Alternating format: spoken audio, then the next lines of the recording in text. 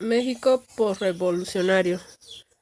4 ámbitos de nuestro México se vieron afectados tras la revolución. Ahora vamos a descubrirlos. Ámbito social. La Revolución Mexicana, aparte de sus consecuencias políticas, supuso un cambio de estructuras sociales del país. Hasta esa fecha, a pesar de los intentos de algunos mandatarios, existía una parte de la población por debajo del umbral de la pobreza, sin educación y con pocos derechos. En esta clase baja estaba formada especialmente por campesinos e indígenas. Frente a ellos había una clase alta, dueña de tierras y que tenían un gran poder económico y político. No en vano, uno de los grandes lemas de la revolución fue el de pedir la reforma agraria en el sur. Además, Emiliano Zapata defendió a las comunidades indígenas. Ámbito educativo. Uno de los ámbitos de actuación considerados por todos los gobiernos posrevolucionarios como el más importante fue la educación. Hay que tener en cuenta que una gran parte de la población era analfabeta, con especial incidencia entre los más pobres y las comunidades indígenas.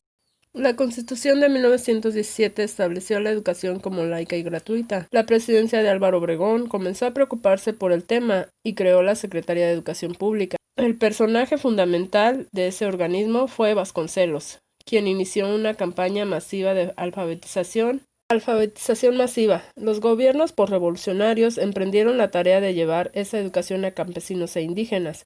El propósito declarado era eliminar el fanatismo religioso, el alcoholismo y el tabaco.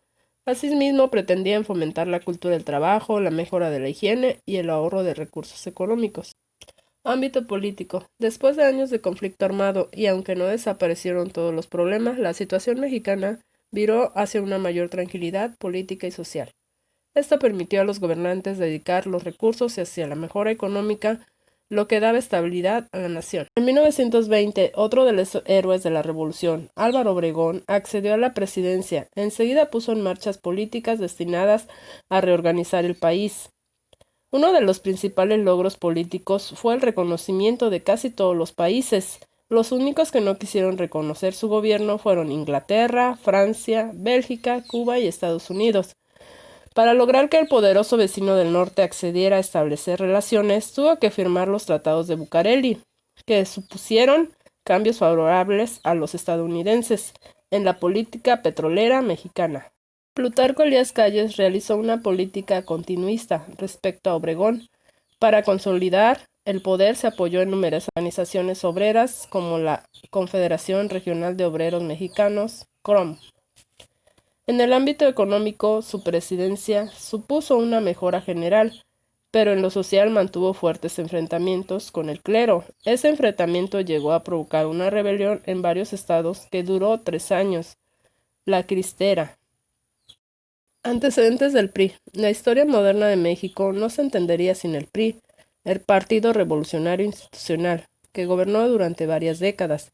Este partido tuvo su origen en el periodo posrevolucionario.